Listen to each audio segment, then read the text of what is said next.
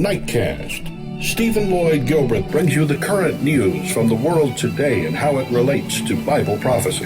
Understanding the end-time events leading to the peaceful world tomorrow. Ladies and gentlemen, Stephen Lloyd Gilbreth. Well, good evening, ladies and gentlemen, and welcome to this March 18, 2014 edition of Nightcast. Tonight, the big story, we're in the Ukraine again, friends. Shots have been fired at a military base in Simferopol.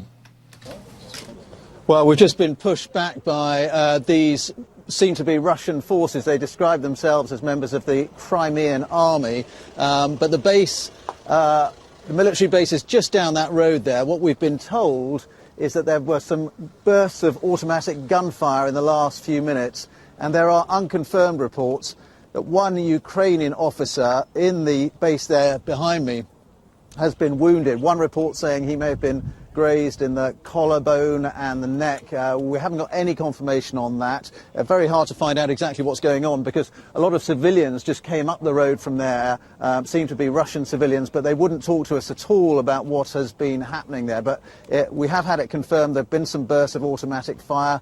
One report that Russian forces tried to get into the base down there, and that is when the shooting erupted. I mean, the backdrop to all of this is that for the last couple of weeks or so, the Ukrainian military bases here in Crimea have been surrounded by Russian forces, a mixture of Russian army troops, although they don't have the insignia on their uniforms, and so-called self-defense volunteers. And this has been a sort of tense standoff that's been going on for quite some time now. And it seems that after the signing of this treaty by President Putin in Moscow, perhaps then that is why there's been a flare-up here. We have seen shots fired before a couple of weeks ago. They were warning shots, though, fired into the air at the Belbek military airfield near Simferopol. But this seems to have been something rather different. But we're a bit hazy on the details at the moment of exactly what's going on. As I say, these men in uniform, whoever they are exactly, but they seem to be pro-Russian forces of some kind, they've just forced us away. So we're about 200 or 300 yards away from the scene of what seems to be a shooting. One unconfirmed report here, in fact, was that a Ukrainian officer had actually been killed. But again, no confirmation of that at all. Okay, friends, and since that report was filed, our head notes are saying that a Ukrainian serviceman has been shot and killed in an attack on a base in Crimea, according to the Defense Ministry. The attack reportedly took place shortly after Russian President Vladimir Putin signed a bill to absorb the peninsula into Russia. And that was BBC's Ben Brown reporting from outside the base in the capital, Simferopol. And he said bursts of automatic gunfire were heard. Now, a report from early this morning, around 7 a.m. this morning, tells us that the Crimea vote figures were a little more than convincing, with Russian President Putin telling a special session of Russia's parliament that the referendum vote is, again, quote, more than convincing. Mr. Putin also said that in people's heart of hearts, Crimea has always been part of Russia. Good morning, dear members of the Federation Council, members of the State Duma, representatives of the Republic of Crimea and Sevastopol that are among here, citizens of Russia, residents of Crimea and Sevastopol.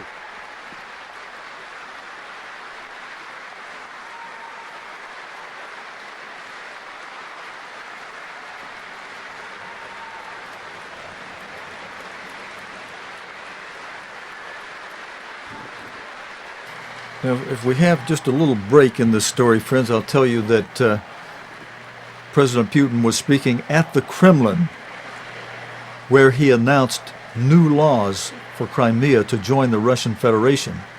And he asked the members of parliament to back the move. Dear friends, today we are here about the issue that has a vitally important significance, historic significance for all of us.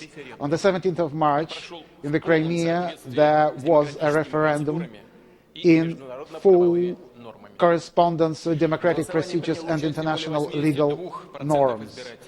More than 82% of the voters took part in the referendum. More than 96% spoke for reunification with Russia. These figures are more than convincing. Now, friends, of the 82% he mentioned that voted, 97% of those backed splitting from Ukraine in a controversial referendum yesterday. The EU and US have declared the vote illegal and have imposed sanctions. Now, Mark Hirsch has done another one of his helpful 60-second outlines of what President Putin has signed as a treaty to accept the Republic of Crimea into the Russian Federation after the people voted to break away from Ukraine yesterday and join Russia. Again, the EU and the US have declared Sunday's referendum illegal and announced travel bans and asset freezes against Russian and Ukrainian officials. Now, the BBC News assesses the Russian leader's possible next moves in this video produced by Michael Hurst.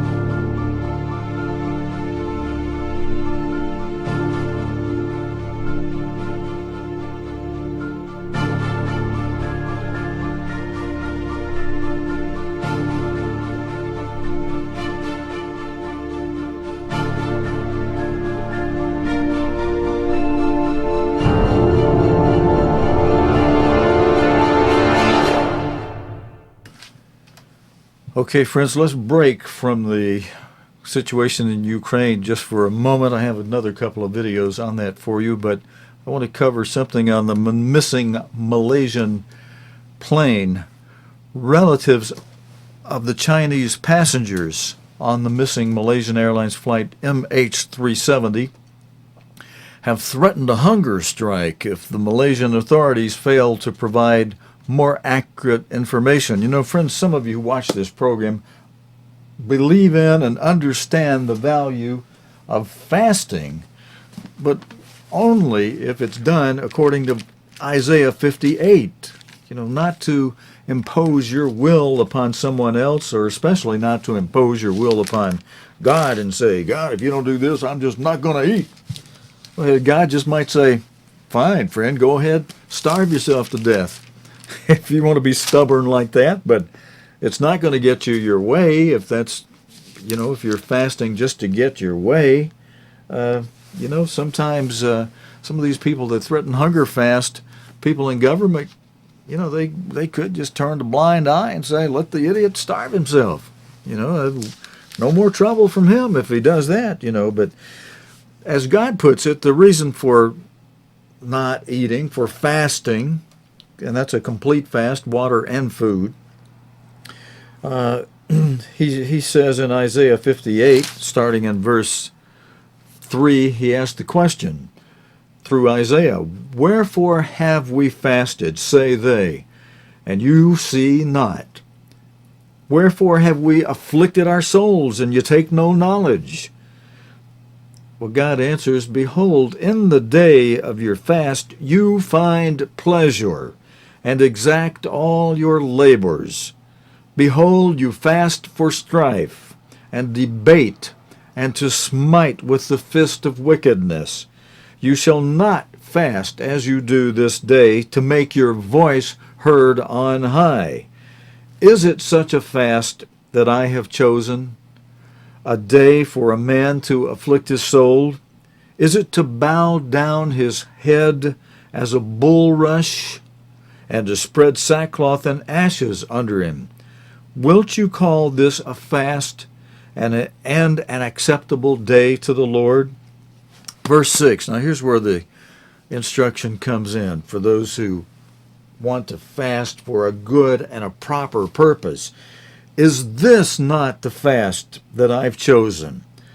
To loose the bands of wickedness, to undo the heavy burdens, and to let the oppressed go free, and that you break every yoke.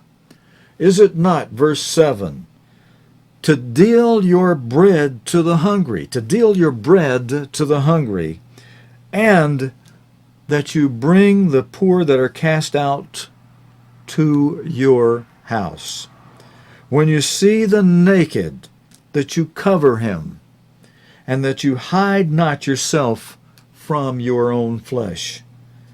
Then, verse 8, shall your light break forth as the morning, and your health shall spring forth speedily, and your righteousness shall go before you. The glory of the Lord shall be your rear reward. Now that's the proper purpose of a fast. But we can certainly understand the frustration of the people who are missing their loved ones on that flight that's just strangely missing, which is, as we reported to you from a Kremlin report last night, it's believed by some investigators out of Russia that plane may have been diverted and now be parked on an isolated, secret, highly secret island in the Indian Oceans that is controlled by the United States Navy, having diverted that flight there.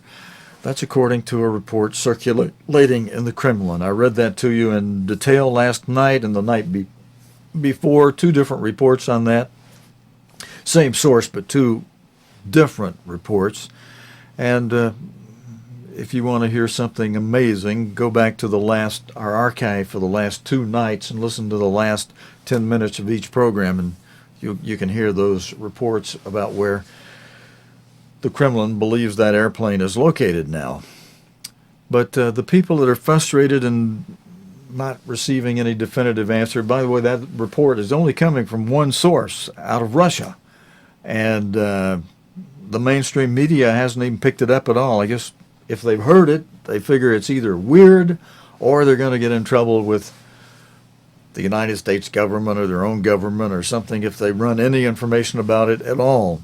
We're a little more bold and fearless here. But the families of those airline passengers who are now missing, the families vented their anger at a meeting with the airline in Beijing. Speaking to the BBC, Sarah Baj, the partner of a passenger on the aircraft, said that she believed that the plane was coming back. Damien Grammaticus reports. This one we were in Thailand together. He's Philip Wood. Sarah Bajak's been searching for him for 11 days now, as teams have scoured the seas. She's used the internet to urge everyone she can to help find Philip. Just a complete outpouring of support. It's amazing.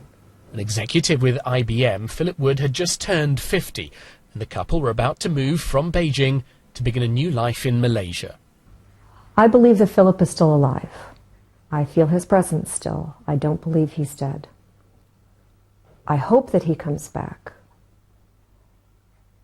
I'm planning on him coming back. I can't control that at this point. So you believe he will come back? Yes. I mean, I think it's more believable that the airplane has been landed someplace than that it's crashed. Because why would you take something only to destroy it without any message being given out? You know, so what terrorist would take a plane and then just crash it? It doesn't make any sense. The search area now covers more than 2 million square nautical miles. And Malaysian investigators are revising their theories again. No longer sure someone on board turned off the plane's communications, they're reconsidering mechanical failure as a possible cause. For the other families waiting for news in China, frustrations are mounting. Today, some threatened a hunger strike. As Malaysian Airlines officials left the room, they shouted, "Stop them!"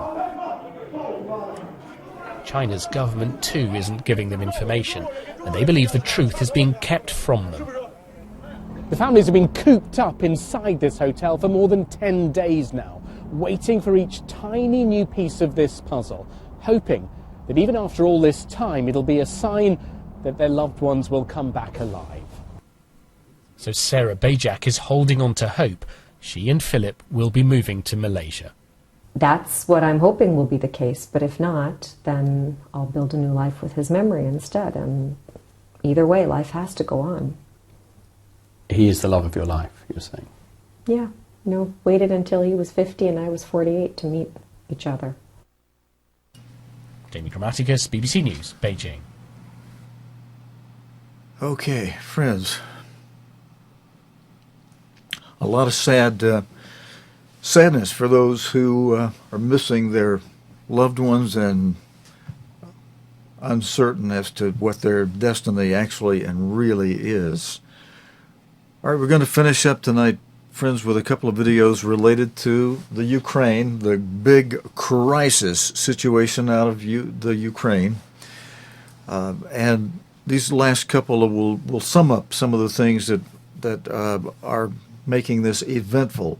President Vladimir Putin and the leaders of Crimea have signed a bill to absorb the peninsula into Russia. In a televised address, Vladimir Putin said Crimea had always been part of Russia and denied he was interested in annexing more territory. Steve Rosenberg reports from Ukraine's eastern border, where tank traps have been placed and trenches dug in order to repel any Russian attack. Well, this is one of the crossing points from Ukraine into Russia, the Novoazovsk checkpoint. And in the last few days, these things have been appearing here, these tank traps, and some of them very elaborate, as you can see. This one has been decorated to commemorate the 1943 Soviet liberation of Mariupol, a town just down the road from here, liberation from the Nazis. And the reason these things are here is because Ukraine is now boosting its defences, just in case there is a Russian military intervention in eastern Ukraine. They're also building trenches the length and breadth of the Ukrainian-Russian border. Now, earlier today, we met a group of Ukrainian special forces in a village just down the road from here. They had 40 military trucks, they had APCs, but the villagers were very nervous. They were worried that with the troops there, their village could be a target, so they asked the troops to leave. When we spoke to the soldiers, they said all they were doing was making sure that Ukraine was well protected. And friends, after filing that report, Steve Rosenberg went further into the Ukraine, more toward the eastern border, to file this next report. And while the unrest in Crimea continues, tension has also been high along Ukraine's long border with Russia further north. Ukraine's army is making preparations in case of any further military intervention by Russia. In one village, the Ukrainian troops were asked to leave by local people who thought their presence put them in danger. Steve Rosenberg reports from eastern Ukraine. The village of Michurino is a quiet, empty place. Or rather it was, until they pitched up.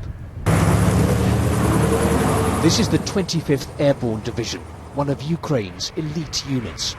They arrived on Sunday set up camp and hunkered down on the edge of the village. They're here to defend their country, but they're not welcome. Well, we're about 20 miles away from the border with Russia, and we found these Ukrainian army units in a field. But the villagers who live nearby are angry. They say this puts them in danger, and they've asked the troops to leave. After an emergency meeting of the villagers, the soldiers have been given their marching orders. I meet their commander, Colonel Yuri Soda. He tells me he can understand why people are nervous, but the troops, he says, are only doing their duty, keeping the motherland safe. In Michurina, the local farmers don't agree with that. One of the officers said to us, "The Russians have paid you, haven't they, to kick us out?" Sergei tells me. "It's not true. Look at my hands. I'm a worker, a farmer. I put so much money into my business. I don't need any conflict in this village." Military convoys have run into trouble in other parts of eastern Ukraine, with pro-Russia activists trying to block them from reaching the border. It makes an already difficult situation even more tense. Meanwhile, at crossing points into Russia, security was noticeably tighter today. The Ukrainians have set up these tank traps. And away from the official border post, we were taken to see the trenches which are being dug all along the frontier, just in case Russia decides to invade. Steve Rosenberg, BBC News, Eastern Ukraine. Thank you, Steve. And dear friends, before we close off tonight, let's take a quick look at our chart that shows the six seals from Revelation 6. The first four seals being the four horses and four horsemen of the apocalypse. The second and fourth seal being the red horse and the pale green horse. Now, the red horse is a horse of war and rumors of war, as Jesus Christ described it in plain language, with the potential and the actuality of world war, nation against nation, kingdom against kingdom, and that's certainly in the offing with what's happening right now out of Ukraine as it splits the East and the West very rigidly back into a more than a Cold War situation, a potential for an actual war, and a renewed round of world war. And it also relates, that story also relates to the fourth seal, the pale horse, which Revelation depicts as having a rider named Death, and alongside the horse and its rider rides Hades, hell, the grave. And Jesus Christ described the attributes, the characteristics and activities of this horse in three different terms written up by the gospel writers Matthew, Mark, and Luke. One of the terms many of us have heard often is the term loimus, meaning disease epidemics, pestilences, the plagues of Egypt. Another term that applies to this fourth seal, the pale horse of Revelation, as Jesus Christ described it in plain language, was when Christ used the term seismus, meaning seismic activity, or as the Greek-English lexicons put it, commotions in the air, such as gale force winds of all kinds, tsunamis, tornadoes, hurricanes, all the terms that can apply to gale force winds, and commotions on the ground. And the example given is earthquakes.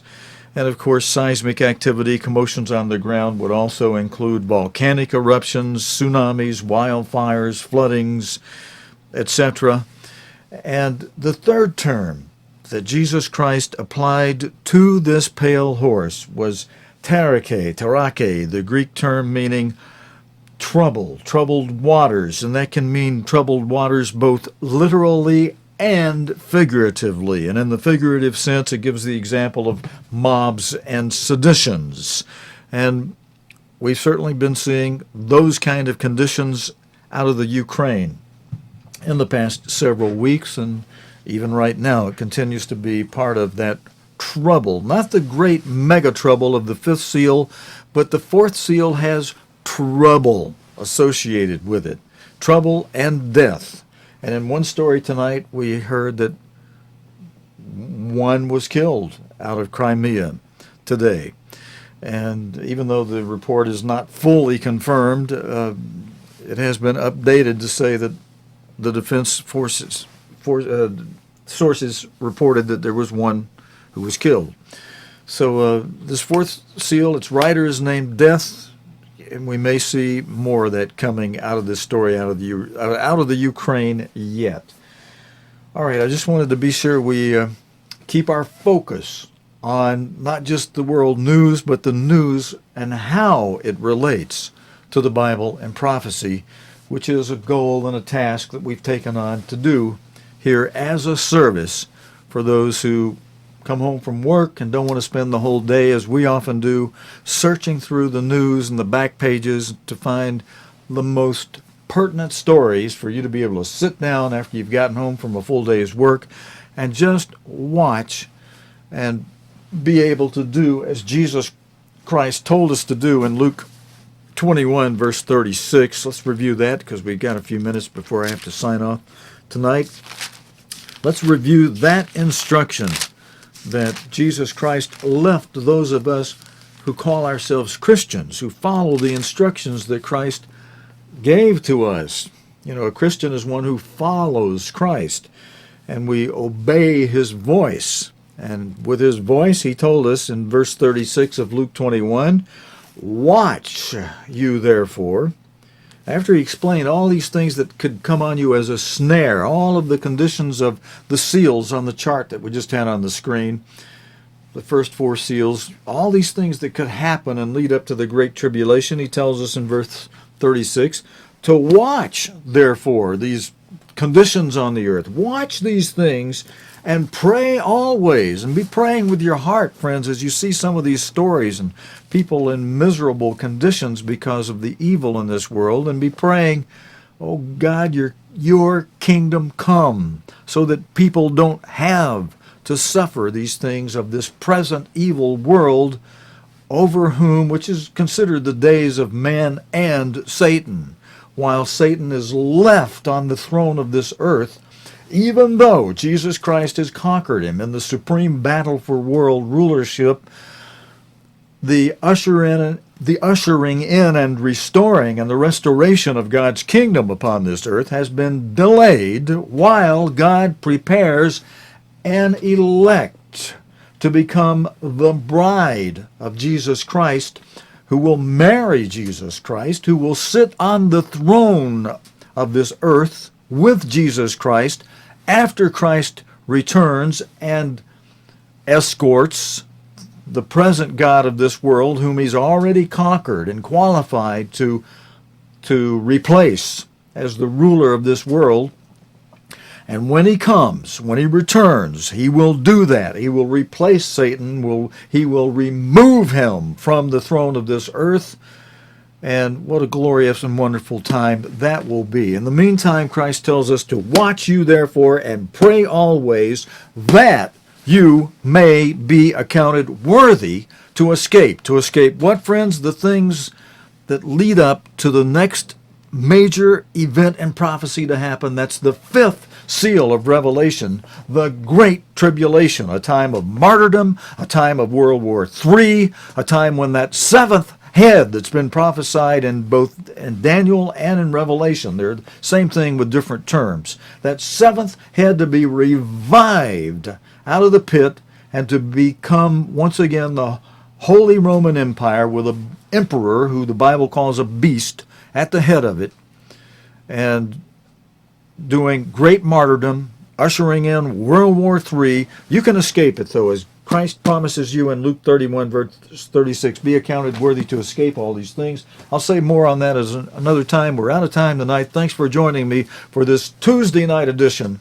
of the day's world news related to the Bible and prophecy here on Nightcast. Until next time, your host, Stephen Lloyd Gilbreth, friends, saying thanks for joining me, and so long, friends. You have been watching Nightcast with Stephen Lloyd Gilbreth. Nightcast can be seen Sunday through Thursday nights here on COGTV.org. Tonight's program is also available anytime on demand in the COGTV.org video archive.